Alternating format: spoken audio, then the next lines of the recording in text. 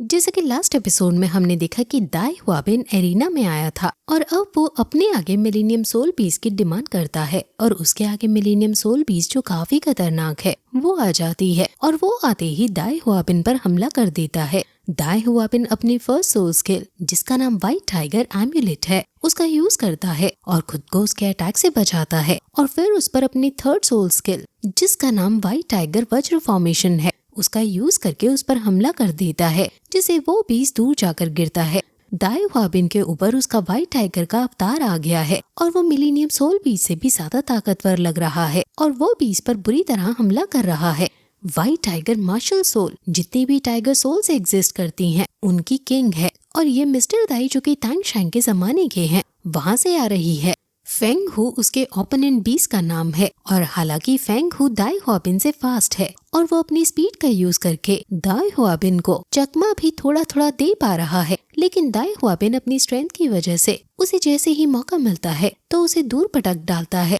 दाई हुआबिन फिर एक evil smile देता है और फिर जैसे ही फेंग हु उसके पीछे से अटैक करता है तो वो उसके पंजे को पकड़ लेता है और उसको जोरदार एक पटकी मारता है। फेंग हु वहाँ से भागने की कोशिश करता है लेकिन दाई हुआबिन उसे नहीं छोड़ता और उसे घुमा घुमा कर फेंक देता है। सभी एल्डर समझ जाते हैं कि दाई हुआबिन उसे जान से मारना चाहता है और किंग बीस्ट उसे रोकने की भी कोशिश करता है, लेकिन दाई हुआबिन नहीं रुकता और फिर वो अपनी सेकंड सोल स्किल जिसका नाम व्हाइट टाइगर लाइटनिंग है उसका यूज करके फेंग हु के जबड़े को बीच में से फाड़ देता है जिससे फेंग हु की वही मृत्यु हो जाती है। ये देखकर सभी शॉक हो जाते हैं क्योंकि यहाँ इन्हें बीस्ट को सिर्फ हराना था। किंग बीस्ट ये देखकर दाई हुआबिन पर गुस्सा करते हुए कहते हैं कि मैंने तुम्हें रोका था कि तुम्हें इसे नहीं मारना है तो तुम क्यों नहीं रुके। जिस पर दाई हुआबिन कहता है कि सोल बीस्ट से लड़ते वक्त मुझे पता ही नहीं चला और इस बीस्ट का जितना भी कॉम्पनसेशन होगा वो मैं दे दूंगा क्योंकि मैंने इस बीस्ट को बिना किसी प्रॉब्लम के हरा दिया है,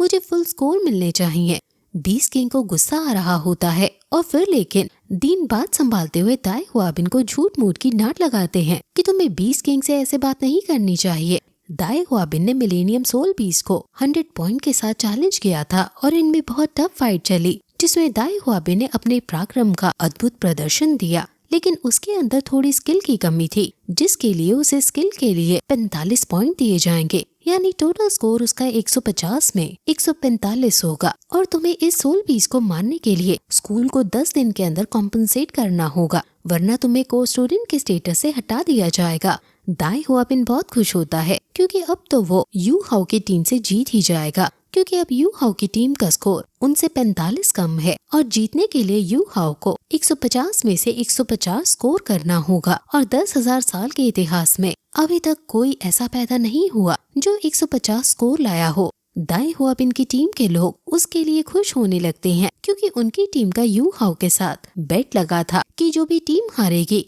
वो दूसरे के आगे सर झुकाकर माफी मांगेगी। वैंग दांग और ज़्याओ ज़्याओ को भी चिंता होने लगती है लेकिन यू हाउ कुछ नहीं बोलता और जब होस्ट यानी किंग बीस्ट यू हाउ को एरिना में बुलाता है तो वो बस अपने दोस्तों से इतना कहकर कि वो अंत तक हार नहीं मानेगा एरिना में आ जाता है। वहीं दीन यान शैनजाओ से कहता है कि दाई हुआबिन काफी टफ है और वो तुम अपने कोर में ले लो और हमें यू हाउ दे दो, जिस पर दीन यान कहता है कि बेशक दाई हुआबिन बहुत ताकतवर है और वो एक मॉन्स्टर की तरह ही है जो शेक एकेडमी का असली मोटो है, लेकिन हम ऐसे स्टूडेंट का सौदा नहीं करते हैं। दाई हुआबिन मार्शल सोल स्कूल का की डिसाइपल है और यू हाउ भी मार्शल सोल स्कूल में जीतेगा। अब किंग बीस्ट यू हाउ से पूछते हैं कि तुम कितने साल पुराने बीस्ट को चुनोगे और तुम ये याद रखना कि बीस्ट को मारना मना है, जिस पर यू हाउ भी अब मिलेनियम सोल बीस्ट को चुनता है। दाई हुआबिन कहता है कि उसकी सेकंड सोल स्किल पिछले मैच की वजह से डिसेबल हो गई है और अब वो सिर्फ अपनी फर्स्ट सोल रिंग पर डिपेंड है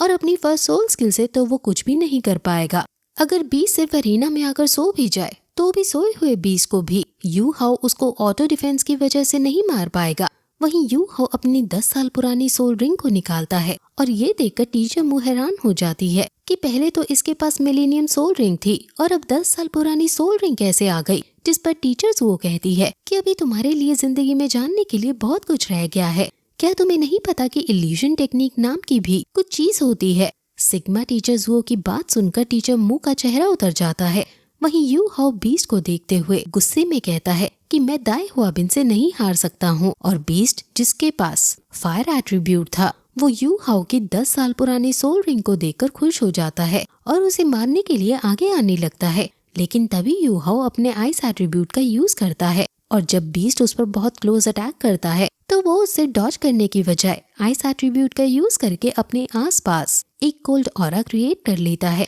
जिसे वो बीस्ट के फायर एट्रीब्यूट से बच जाता है और आग से बाहर आ जाता है। ऐसा लग रहा है मानो अग्निकुंड से कोई बहुत बड़ा सोल मास्टर अग्नि स्नान करके आ रहा हो और उसकी डोमिनेटिंग स्कॉर्पियन आइस ऑरा के सामने वो बीस्ट काफी ज्यादा छोटा पड़ जाता है। और फिर तभी यू हाओ आइस एम्परर बैंक की पार का यूज करता है और आइस एम्परर शील्ड अपने आगे लाता है और उसके ऑरा से ही वो बीस्ट दूर भटक दिया जाता है। उसका आइस ऑरा इतना ज्यादा डोमिनेटिंग था कि एल्डर्स तक को वहाँ ठंड लगने लगती है। आइस बीस्ट के पैर वहीं जमे रह जाते हैं और फिर यू हाओ बीस्ट को पूरा जमा कर बर्फ को तोड़ देता है और उसे अपनी उंगली से यहाँ से भागने को कहता है, जिसे बीस्ट डर के मारे वहाँ से भाग जाता है। और ये देखकर दाई हुआबिन की आंखें खुली की खुली रह जाती हैं। सभी टीचर्स और स्टूडेंट उसकी इतनी इमेंस पावर को देखकर शॉक हो जाते हैं और फिर किंग बीस्ट अनाउंस करते हैं कि यू हाओ का असेसमेंट पूरा हो गया है और इसने इस फाइट में बहुत अच्छी स्किल्स का प्रदर्शन किया है, इसलिए यू हाओ को 150 पॉइंट्स दिए जाते हैं। ये देखकर दाई हुआबिन के पैरों तले जमीन खिसक जाती है और अब दिन यू हाओ को अपना कोड डिसेबल बनाने के लिए और ज्यादा पक्के हो जाते हैं और ओल्ड क्वान उनको ये धमकी देकर चले जाते हैं कि अब इसका फैसला ओल्ड पवेलियन में ही होगा। अब क्योंकि सबसे ज्यादा पॉइंट्स यू हाओ के हैं, इसलिए वो ये इवैल्यूएशन भी जीत जाती है। किंग बीस्ट अनाउंस करता है कि जो इसमें फेल हो गया उनका मेकअप एग्जाम 3 दिन बाद होगा और जो उसमें भी फेल हो गया उसे एकेडमी छोड़कर जाना होगा। और फिर एरिना के बाहर वैंग डोंग दाई हुआबिन को रोक लेता है और कहता है कि क्या तुम भागना चाहते हो। वहाँ भीड़ जमा हो जाती है और तांग्या और बीबी भी वहाँ आ जाते हैं। कैट गर्ल मना करती है कि तुम्हें शर्त निभाने की कोई जरूरत नहीं है, लेकिन दाई हुआबिन कहता है कि मैं अपने वर्ड से पीछे नहीं हट सकता और वो फिर यू हाओ के आगे झुककर नील करके उससे माफी मांगता है। ये देखकर वहाँ खड़े सभी हैरान हो जाते हैं और यू हाओ को भी खुशी होती है कि जिसने उसकी माँ को इतना ज्यादा कष्ट दिया था